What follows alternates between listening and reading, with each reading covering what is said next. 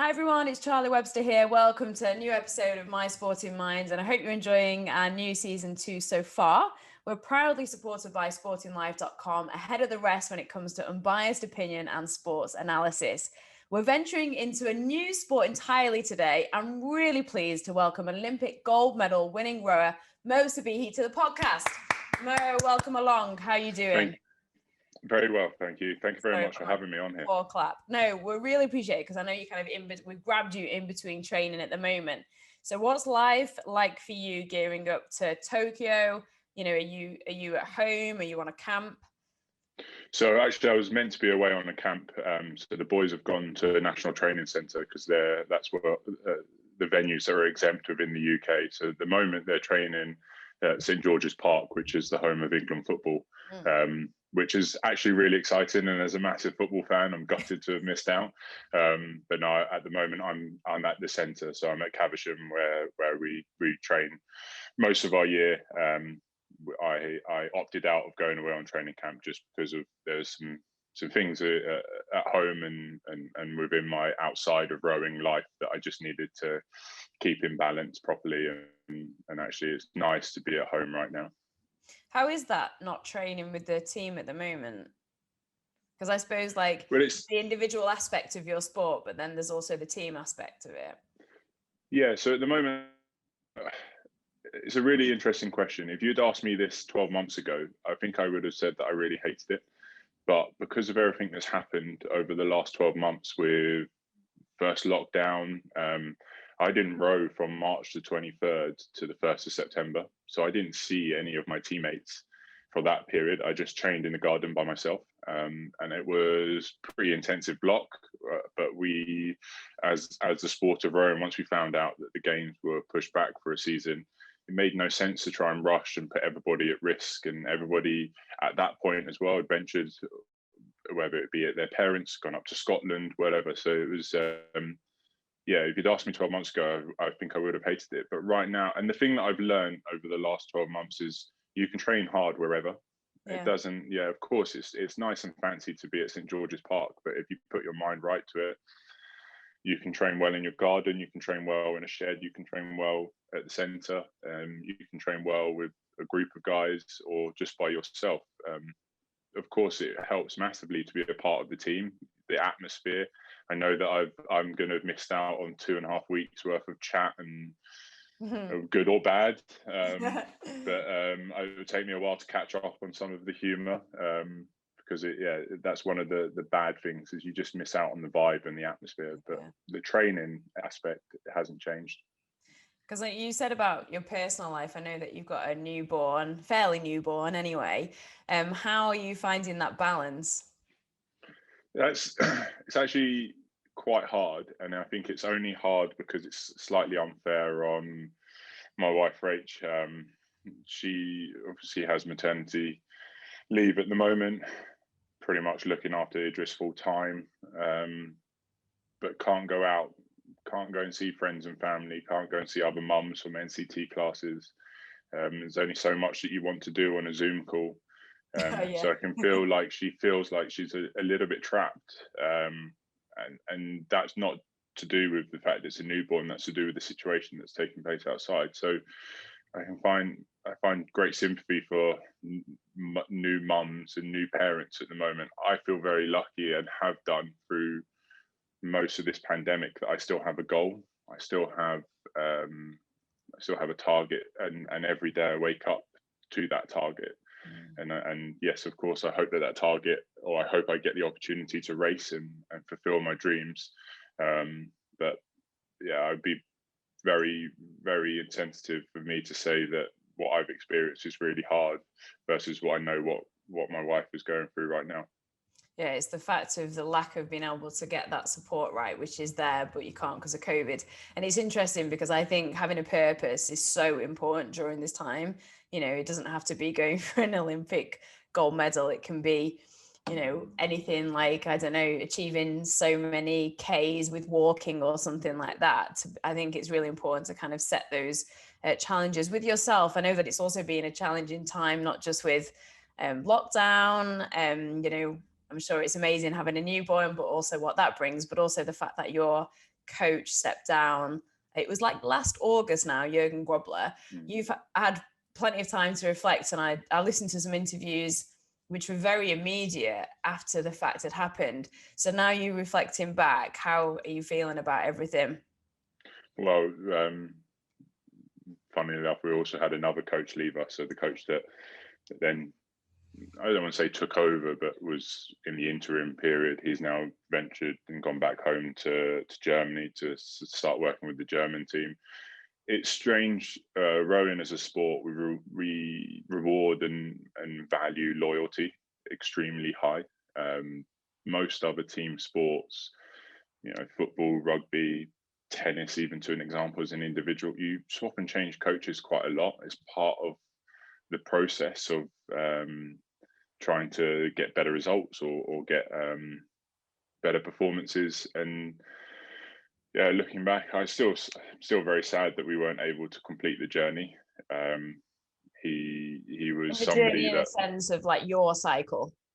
yeah, our cycle together. Yeah. So that him coaching me at my last Olympic Games, he never foresaw any, and none of us foresaw what was about to come. So when he signed back up in 2016, it was for 2020, and it was for Tokyo. And the extra year and everything that has gone on, it's made it very hard for him to commit to that. I'm sure we'll see him out there coaching again, whether it be a different nation or what. But yeah, no,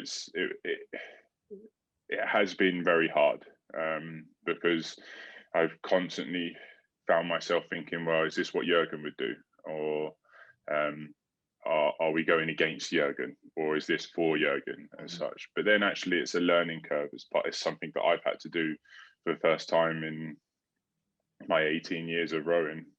I was always aspiring, even as a junior, to be in Jurgen's team. And now I'm not in Jurgen's team, but I still am. There's still foundations that he's put in place over the last 4 years are still there. It's not been torn up, and we're starting again.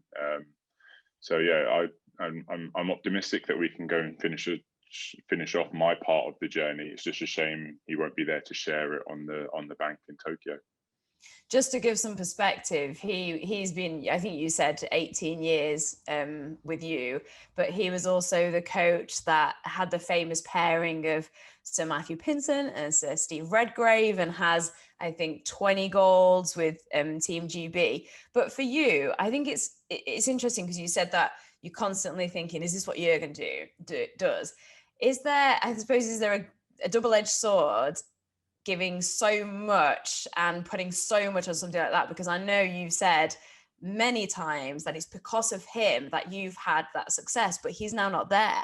So how do you mentally deal with that? Well, I'm still dealing with it, I'm still processing it day to day. What it's very easy for me to say is, of course I miss Jurgen, I miss the kind of atmosphere. But then 12 months ago, we were going through quite a hard part of our relationship where he was challenging me, he was engaging in me to try and get more out of me.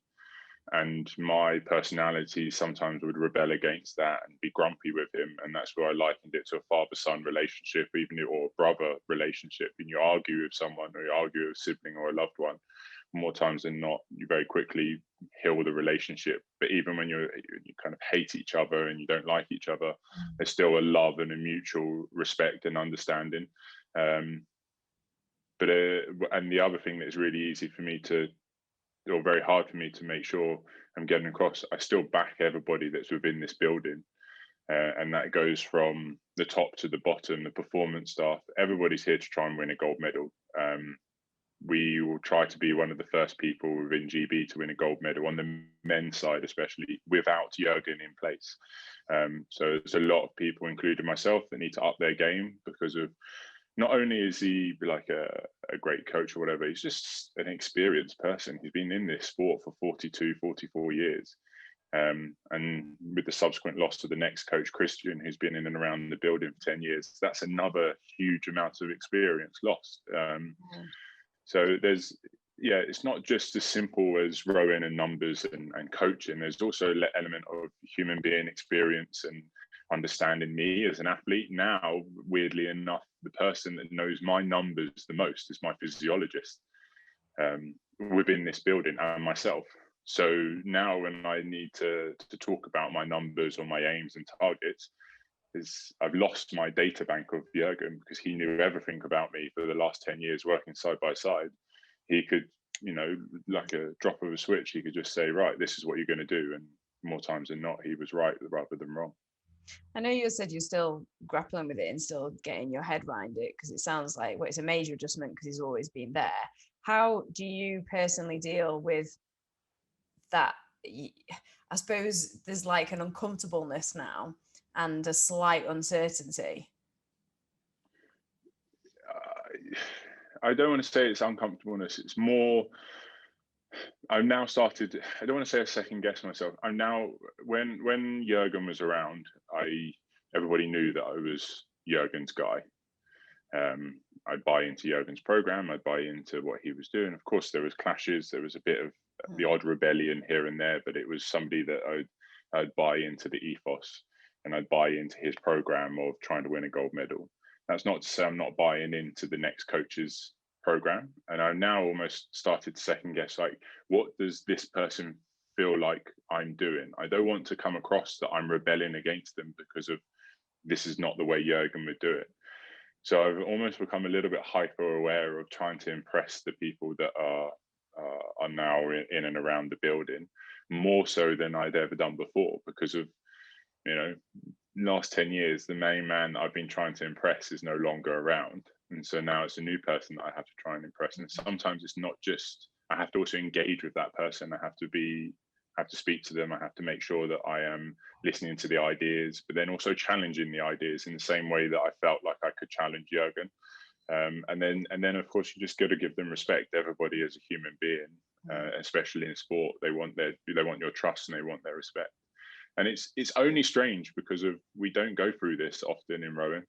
If you're a footballer, manager one week, and then the next week is your opponent's manager, and all of a sudden your loyalties have become very strained and torn. And then you see it as well. If you use football as another example, you might not just get on with the atmosphere that the new coach or the old coach brings in. So sometimes an old coach leaving can often reignite the team. And the stats of the first wins in the first 4 games of a new manager is really high, because it actually just brings an amount of new energy. And there has been a revival of energy, and I think it was needed, especially with the pandemic and everything that's going on outside, and the delays and cancellation of the Olympics, postponement of the Olympics.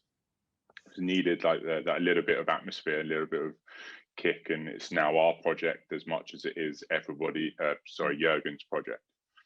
What, in terms of Jurgen, what's the best bit of advice or I think that you've taken? I know that's probably hard, but that he shaped you, because I know there's such a big play in terms of mindset and psychology to get the best out of you. Yeah, because the way to describe Jurgen is, there were better technical coaches out there.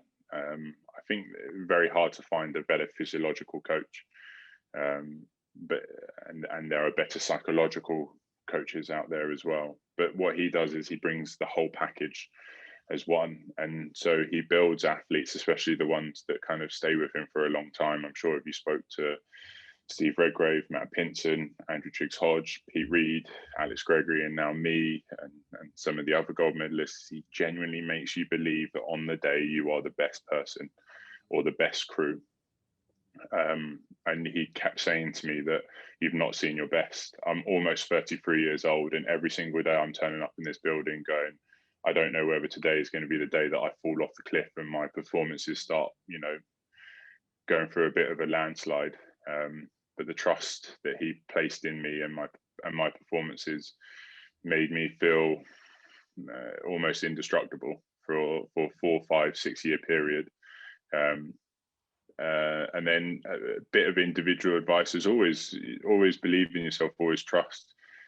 He was a man of very few words, and I remember, I always say this. Most of Matt Pinson and Steve Redgrave, all of the early gold medal winners that he had, lived out on their after dinner talk, sorry. And it's often about Jurgen's pre-race chat Right. the night before the Olympics. And it's like, there's a good one where Tim Foster goes, yeah, I sat around the table, and he goes to Steve Redgrave and goes, oh, you are so strong. You are the most successful person I've ever coached. And he goes to Matt Pinsent going, you are physiologically the most amazing guy I've ever seen and ever coached through my rowing career. James, you're the most tenacious, you're the hardest. And then gets to Tim, and it's like, oh, Tim, you're Tim. That's the way Tim says it, right? And so then in the night before our final in Rio, I'm like, yes, this is it. I'm going to be able to dine out on this speech for the rest of my life. And he basically turned up and went, tomorrow you do the job. And then that was it. But it was so powerful because it just gave you the confidence. It was basically saying it was ours to lose. And yeah, to make young individuals feel indestructible is so powerful, and it means he's getting more out of us than somebody else would. And I always compare him to Alex Ferguson. Sometimes you look at the teams that Alex Ferguson had and they weren't special, but he somehow created a vibe and an atmosphere within the team that created some of the parts were greater than the sum of the individuals. And that incredible belief, how much does that play in your game? Hugely. Huge. It's huge. And its confidence is in any walk of life. It can be fickle. It can come and go. There have been many a time in the last 4 years where actually I've been at my lowest. It's been some of my hardest years. Not winning, having been so successful between 2012 and 2016 to then going from what feels like a really barren 4-year period over the last 4 years. Some of my darkest days, and the battle that I have is I just don't like losing. And so there are little bits of like, I can understand losing against other nations. I think that sometimes if you come up against a classier crew, you take that. There's a sense of, right, as a nation, we need to do better. It's not an individual, it's not personal. But when over the last 4 years, my own individual results within the standing of this team hasn't been where I want to be, I'd often go home at night and I'd hate it. And that's the part of losing that I can't manage over the next 4 years if I wanted to carry on to Paris. I wouldn't be able to cope with getting worse, but still knowing that on the day I might be able to pull it out of the bag. It's the consistency level that I can't deal with. And then when you feel confident, if somebody makes you feel confident, whether that's your own self by setting yourself mini targets like I did in the first lockdown, to your coach, you can feel indestructible. You can feel unbeatable, and that plays a big part when you're racing. Let's use Rio as an example. When you're going head to head against the Aussies and you're neck and neck, you're coming into the third 500, which is a very important part of the race. It's where fatigue kind of hits you the most, and you start walking away from your opposition. Makes you feel like you're the tougher crew, the better crew. And if you don't have confidence, you might not be able to do that, even if you are the better crew. I think something that's really interesting in sport, and you've touched upon it in what you were saying, is we often talk about when we lose, but we don't often talk about when we win. And then does it almost, not make it worse, because you got the gold, but like you said, you've had a 4 years where, in your words, it's been barren. Is there then an added expectation because you've got the gold, which I presume is what you always wanted, and then what? Yeah, there's two things that, and it's actually reminded me of something Jurgen would always say, is losers train harder. And it's like it's a really simple psychology, because if you don't win, you try to train harder because you've got somebody to catch. Yeah, you've got a target. And then when you're the winner, because we went through 3 years of winning the World Championships, whether it be in the 8 or the 4 in 2013 and 2015, we were, as an athlete or group of athletes, we were going in as favourites. So when he keeps saying, losers train harder, so what does that mean? The winners also have to train hard as well. That's a given. And it kind of touches on when you're at the moment, I'm the only Olympian within the sweep rowing side of the current team. So everybody wants to beat me here. I am the gold standard marker because they feel like if they can beat me, then they can win an Olympic gold medal because I've done it. Yeah. I've got it. And then, the losers train harder aspect.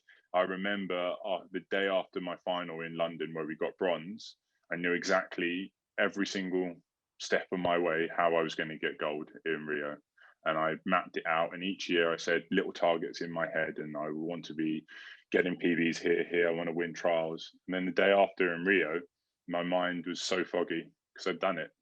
Yeah, it's so Yeah. I always say that the gold medal has been the biggest handbrake on my performance over the last 4 years, because it's very easy for your mind to go when you're in the midst of an hour and 10-minute ergo, and it's tough and you're tired and you're fatigued, you've got no energy, and you just think to that gold medal that's lying underneath my bed going, well, I've got it, why am I here? Yeah. And so it's been very tough. But then I'd say that, if I was to do this again, all over again, I would give myself more room to fail in the first year outside of the Olympics and not expect it to be so Midas touch and everything will turn to gold. Because I feel like actually it was my own internal pressure that created a little bit of the negative cycle that's happened, especially in the first 2 years of this Olympiad. But I bet it was also that internal pressure, though, that probably got you to where you are. I think it's such a fine line, because if you hadn't have that internal pressure is the thing that, I know you had an incredible coach, but it's also you that gets you through those moments where your body hasn't got anything. You mentioned about dark days. What is it you say to yourself or you do to help you get through those moments or those doubts? There are two types of dark days for me. I don't have these that often, touch wood, anymore, but there were long bouts of 3 to 4 weeks of just not talking to my teammates, not even interacting with the coaching staff, really. I just turn up, tick a box, and go home. And sometimes, because we are a team sport and there's 30 odd guys, and if the building's full, back before COVID, it could be anywhere between 70 athletes, 10, 12 coaches. You can kind of get through day-to-day life here without much interaction. And as an experienced athlete, I kind of look at the program and know what that day needs to have for it to be a successful day. And so they're the real dark days where I wouldn't speak to my teammates, but I would still turn up. And I always think back when I had those bad periods, I was like, well, what if I didn't turn up? Would that just break me out of the cycle really quickly? But then I know that I'd kill myself. No, sorry, that's a stronger term. I'd punch myself for taking a day off.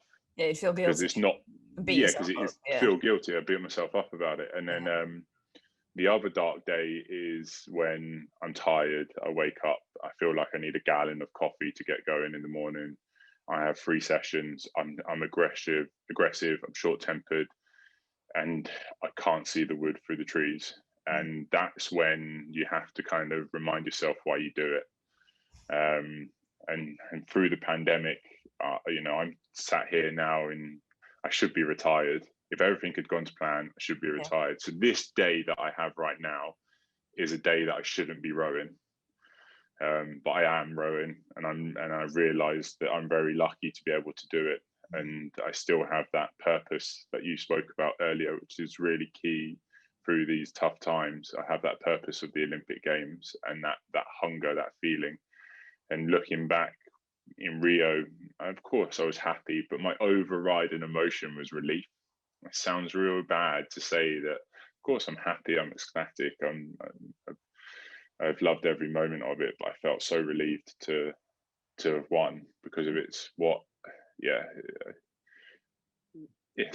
not filled my happiness tank up, if that makes sense, because that's why I'm here again, because I want to prove that it's just not one lucky strike.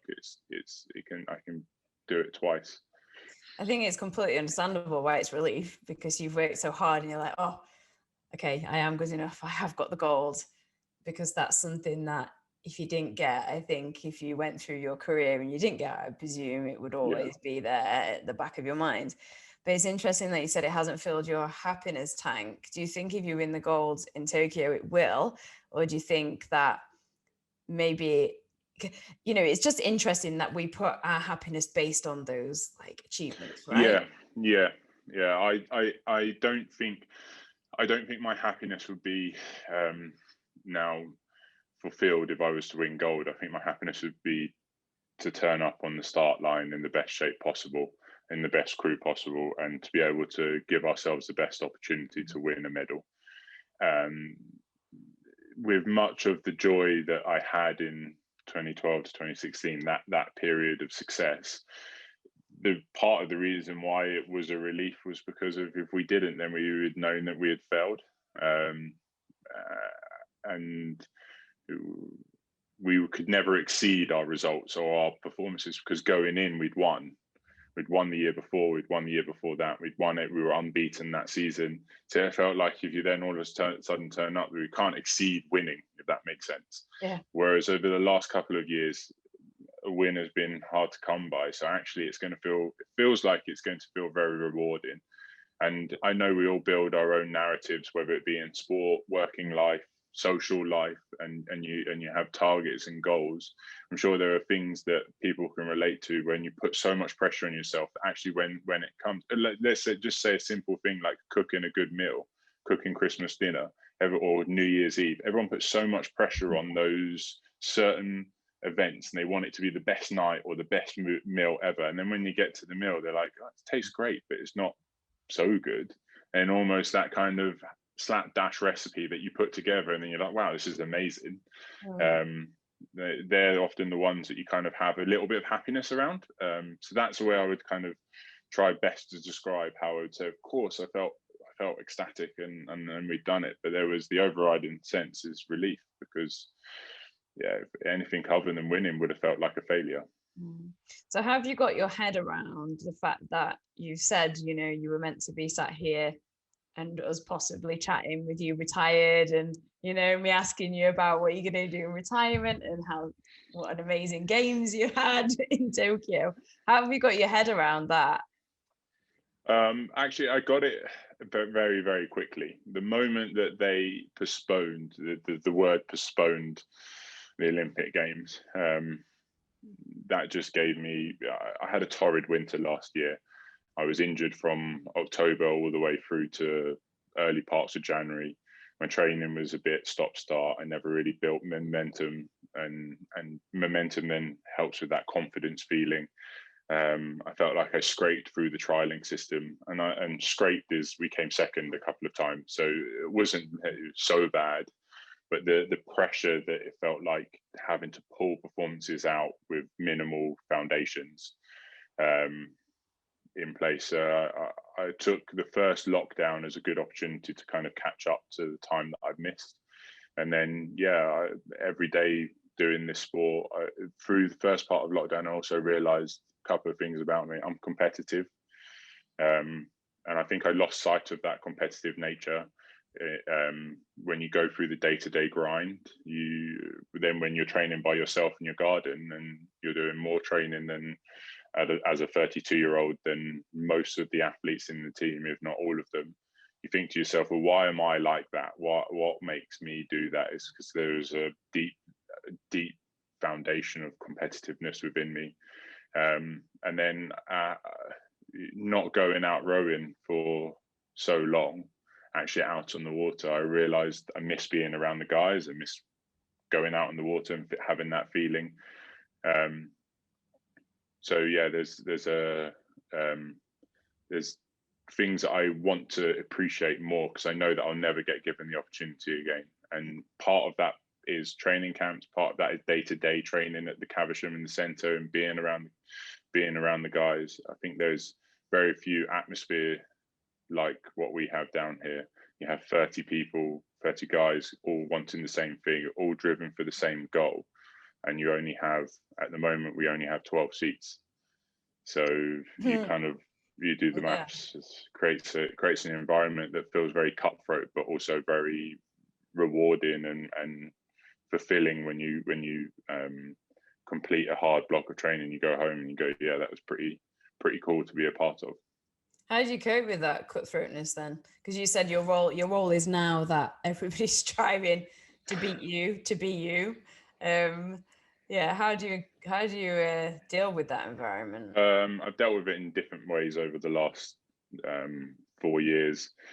I think I'm at a much better place now where I feel content with it, to understand it. And, you know, if I was 24 years old, I'd fight every single day and I try to be the best every single day. But now, as a kind of a bit of a senior statesman, I have to pick and choose my battles. And I had Jurgen was always like, when you're in the top pair as such, whenever somebody comes side by side with you, they want to beat you, whether it just be in simple steady state training, or they'll always look over at you and go, we want to try and beat them, because if you're the standard marker that they try and judge themselves off of.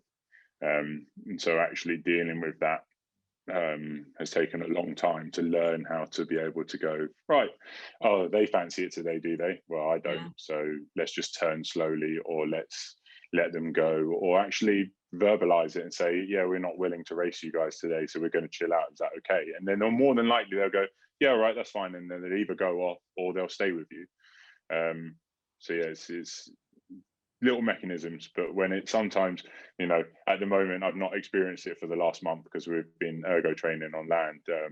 So if you were to come back in a month's time and I've been back out on the water, I think you might get a different answer of frustration and anger.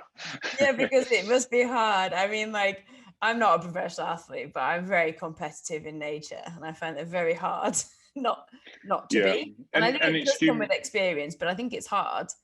It's human nature also to judge yourself on other people. Yeah. And when you're in an environment like this, you're constantly judging. And I'm not the best at everything within this building. So therefore, I also do what people are doing to me. I pick and choose my battles. So if somebody lifts more weights than me, I try and catch them off, or I try and outlift them on that day that I pick to try and beat them.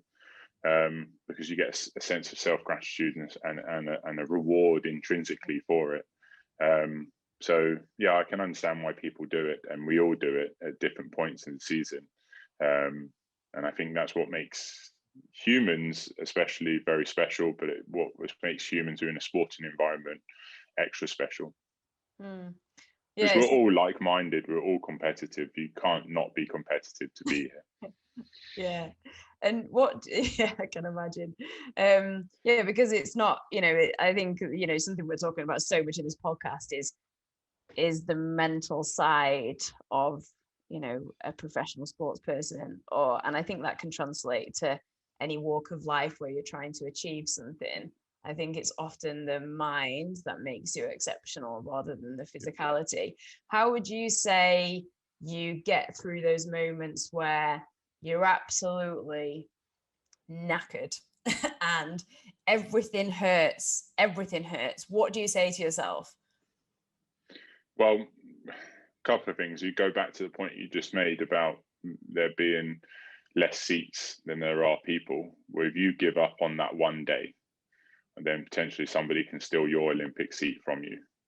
Because if that's the day that, or if they're so consistent that every single day they do their 99%, when you choose to do 70% every 3 days, then yeah, okay, the days where you turn it on, you might stand out, but the days where you don't, and if you have those consistently through the year, coach is going to look at you and go, yeah, he's not ready, or he's not right as an athlete. And then because we're in this weird juxtaposition that we're a team sport, but we don't race that often as a team, and we're always competitive against each other, and there's a competitive nature within our own team, so that you break down into smaller brackets or private armies, we often call it as a joke. You don't want to let the next man down. And so when you are tired, if everybody was tired and everybody gave up and they had a mental, if you went through that process, like, I can't be bothered today, and everybody did that, then as a team we'd be turn up in the Olympics and we won't even make the final because we can't be bothered. It sounds really hard to explain because I think it comes slightly more natural as an athlete than maybe for somebody that's not within the sporting environment to not give up. I don't even think it's about giving up sometimes. I think setting yourself, like if I am tired, setting yourself a goal of just completing that session or completing that day, getting through it, ticking the box. Yeah, if you were to stop and give up, then there's no reward in that for you. Whereas if you set yourself right, I feel I'm I'm in the bin today, and I've got 40k to do on the rowing machine. But if you say, well, if I can get to the end of the day, if I can complete the day in a certain standard, then you know that tomorrow will be better, and more times than not, it is better. I think so many people can relate to that of a way to get through the day, because I think personally, I think everybody puts a certain amount of pressure on themselves and then has a go at themselves if they don't meet that expectation that they set for themselves. Mo, for yourself, how are you now looking towards the Olympics in Tokyo? Well, there are two things that run through my head. One thing is it will take place. Of course, that's what everybody hopes. With everything that's going on currently around the world, we don't know whether it will take place. But as you have to kind of like get that out of your head, though. No, so I've got that in my head you have? at the moment. I've got that in my head that it might not take place because I need to be prepared, because there is still the possibility that it could be cancelled. And then what do I do? Yeah. Because if I don't consider that now, I think I'm sure I still will. I'll have I don't know what the right term is. I think I'll have a bit of a wobbly stage of my life because of the purpose has gone. Yeah. Purpose has been taken away from me, and I don't know whether I can survive to 2024. So it's almost out of question whether I carry on or not.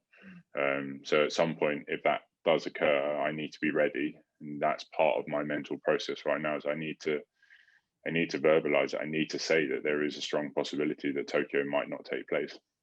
That's interesting, because I was thinking, I wonder if you block it so that it doesn't kind of interfere with your training, but actually you're right. If it does happen, then you haven't dealt with that in your head, what would move forward. You've said a few times about like survive to 2024. It would be 2024, wouldn't it? Yeah. Can you talk us through the mental toll? Is that what you mean by survive? Yeah, so it would be the mental toll. I think physically, come whatever day the Olympic final is in 2024, I can be ready. But the mental toll of the day-to-day grind, the day-to-day monotony, my body feeling like it's constantly hanging on. Whereas, there was a few seasons where I barely missed a session, not even like 100% attendance in everything, to go into then having long periods of injury or illness or just not performing in the right manner.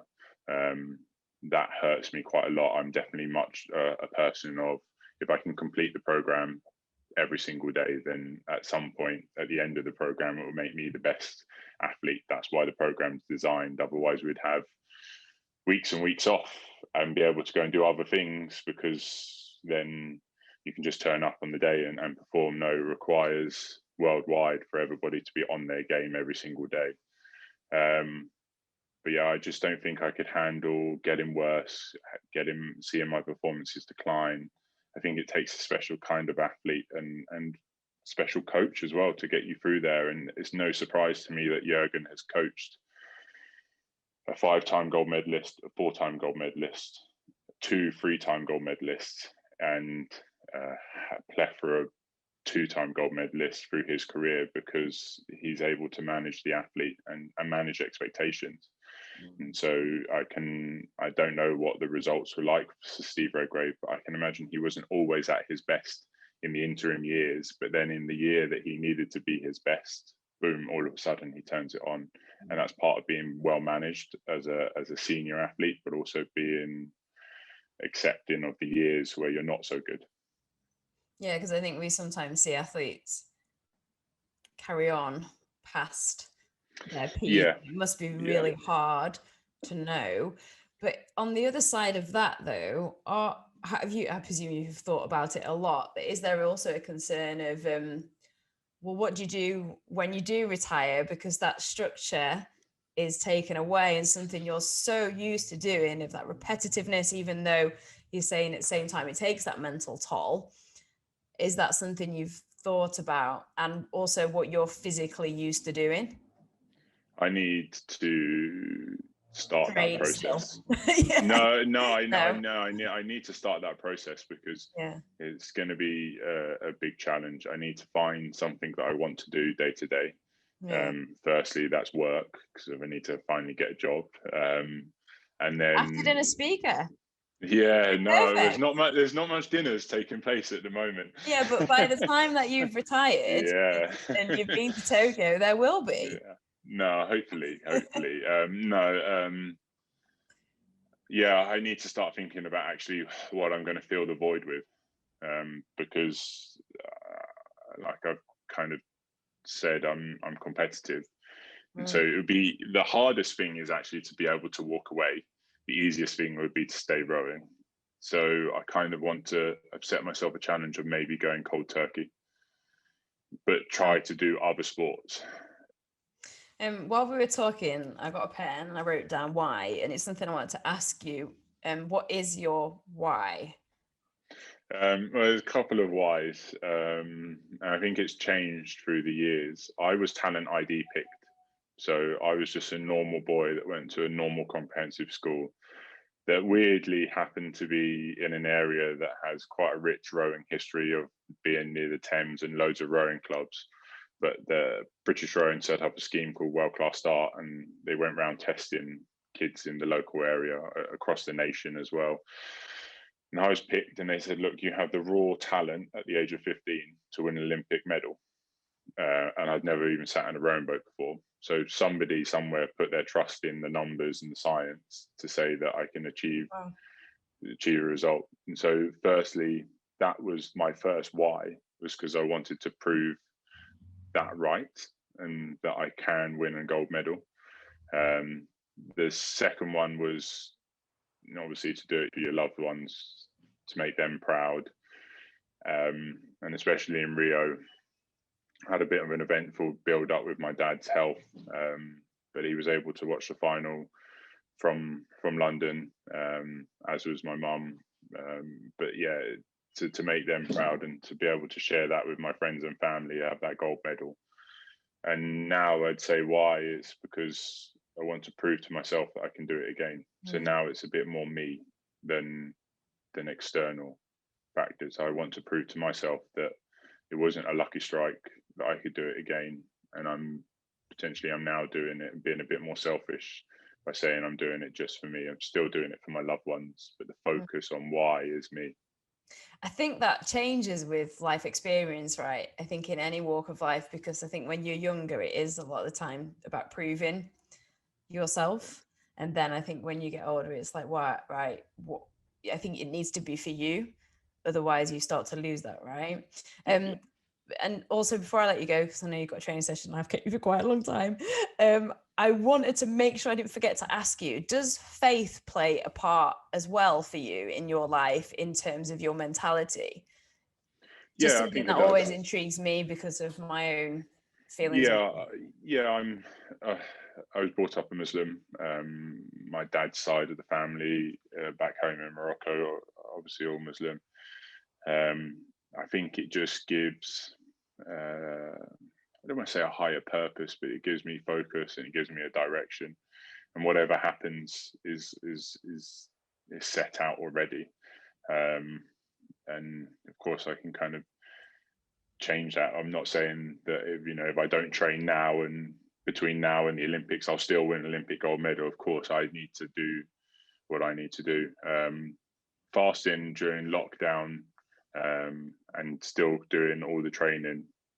So I was still doing 3 sessions a day in my garden whilst fasting in a very long British summer, what it felt like, Mhm. was so rewarding because it reignited my relationship with my faith. I've missed out on fasting because of sport for so long, For the last 6 years or 10 years, actually, I've not fasted at the right time. I've always either made it up in the winter or completely missed it, because of rowing is so important and the performance is so important. So it helps me focus, it helps me give direction, and then it also makes me believe that there is a reason for things.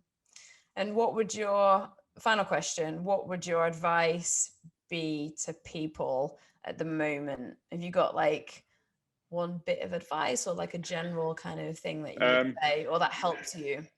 So when I wasn't coming to the centre and I was having to train in my garden, I think there were two things that really helped me. I set myself little goals.